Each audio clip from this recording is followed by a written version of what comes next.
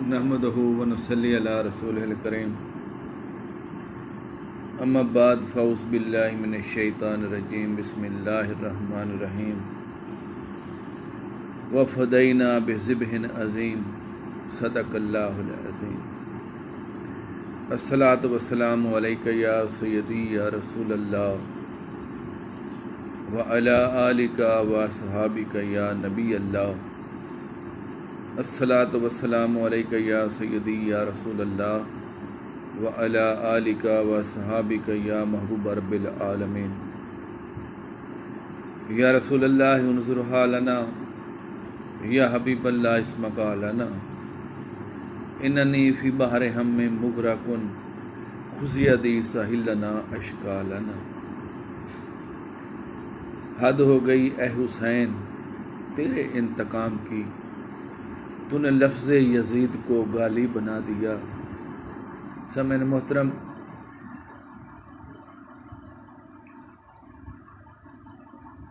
واقعہ کربلا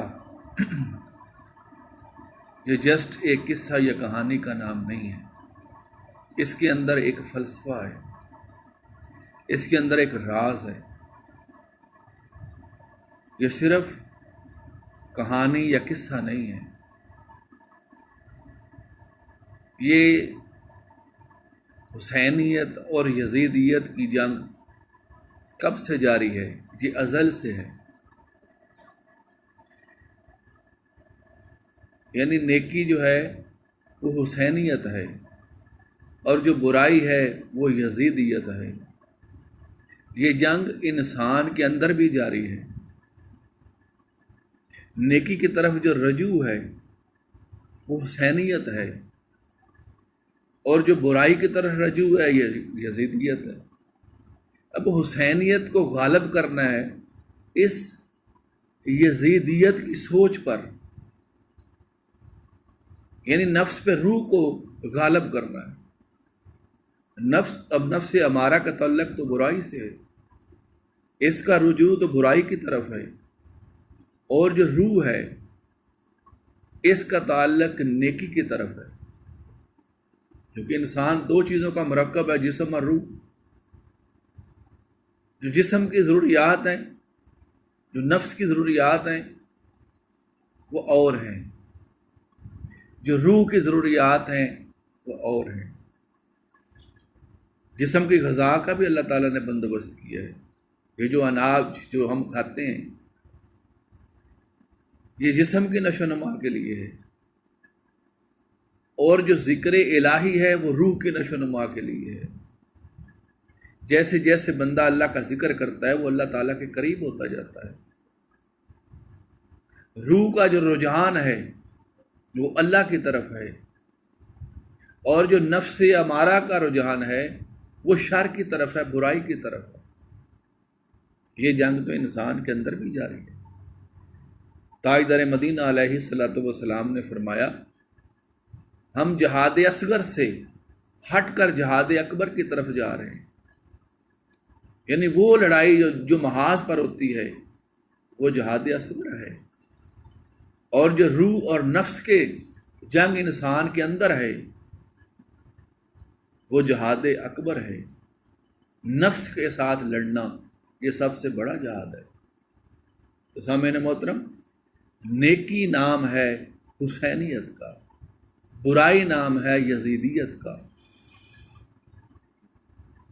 اب کرب و بلا کا میدان ہے، اس کے اندر 72 لوگ ہیں جو حضرت امام حسین کے ساتھ ہیں، دوسرا یزید کے ساتھ ہیں، وہ لاکھوں میں ہیں، ہزاروں میں ہیں۔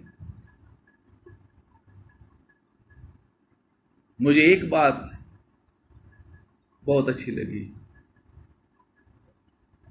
جب 9 محرم کی شام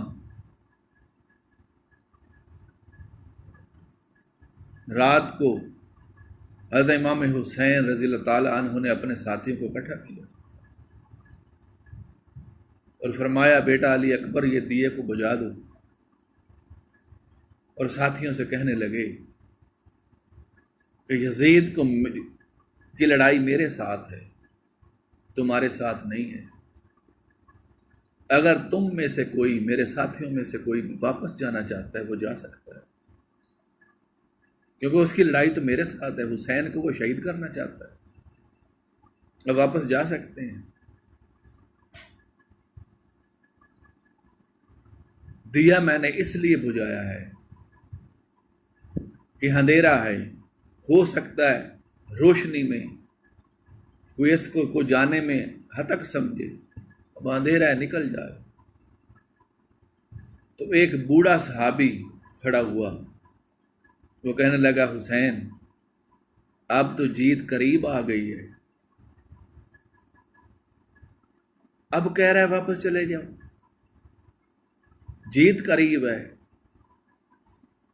ذرا سوچیں، تصور میں خیال کریں کہ ہزاروں کا لشکر ہے، ادھر 72 ہیں، یہ جو 72 والا ہے یہ صحابی رسول کہتا ہے کہ ہم تو اب جیتنے والے ہیں، فتح تو ہماری ہے۔ اب حسین کہتے ہو واپس چلا جاؤ۔ یہ ایمان کا کون سی منزل ہے جہاں پر یہ صحابی رسول کھڑے ہیں؟ یعنی اب شہید ہونا ہی فتح ہے، اللہ کی راہ میں قربان ہونا ہی جیت ہے۔ دوڑنے میں تو شکست ہے، بچ جانے میں تو شکست ہے، جان دی ہوئی اسی کی تھی، حق تو یہ ہے کہ حق ادا نہ ہوا۔ یہ جان اللہ تعالیٰ نے دی ہے بندے کو، وہ تھوڑی سی آزمائش کر لیتا ہے کہ میرا بندہ جو ہے یہ ڈرتا تو نہیں ہے، بھاگتا تو نہیں ہے۔ لیکن جو امام حسین کے ساتھ کھڑے تھے، وہ 72 تن جو تھے وہ کل ایمان تھے، اور بھی صحابہ تھے اور بھی مسلمان تھے، لیکن امام حسین کے ساتھ 72 کھڑے تھے۔ یہ کلی ایمان ہے، جو سارا ایمان ہے وہ کرب و بلا کے میدان کے اندر موجود تھا۔ جو کعبے میں بیٹھے تھے ان کو پتہ نہیں تھا امام حسین کرب و بلا میں ہے، مدینے والے کو پتہ نہیں تھا کہ امام حسین کرب و بلا کے میدان میں ہے۔ وہ کس وجہ سے نہیں آئے؟ وہ امام حسین کا ساتھ نہیں دے سکتے تھے، وہ دے سکتے تھے، لیکن اللہ تعالیٰ نے ان 72 وجودوں کی روح کا انتخاب کیا تھا جنہوں نے اللہ کے دین پر، اللہ کے نام پر قربانی دینی تھی۔ یہ اللہ تعالیٰ ہی کسی کی روح کا انتخاب کرتا ہے،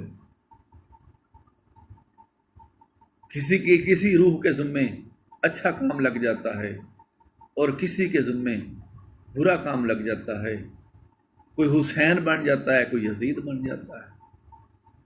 تو اسی لیے ہمیں بھی حسینیت کی ساہ میں کھڑا ہونا ہے، یزیدیت کی ساہ میں کھڑا نہیں ہونا، کیونکہ حسین شہید ہو کر بھی زندہ ہے، حسین ہار کر بھی جیت گیا بے ظاہر، لیکن یزید جو بے ظاہر جیتا تھا وہ ہار گیا۔ حد ہو گئی اے حسین تیرے انتقام کی، تو نے لفظ یزید کو گالی بنا دیا، وما علینا الا البلاغ المبین۔